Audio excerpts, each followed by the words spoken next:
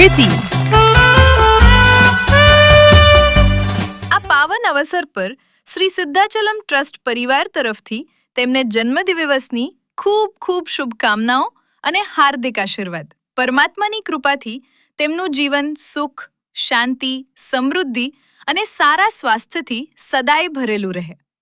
પ્રીતિ.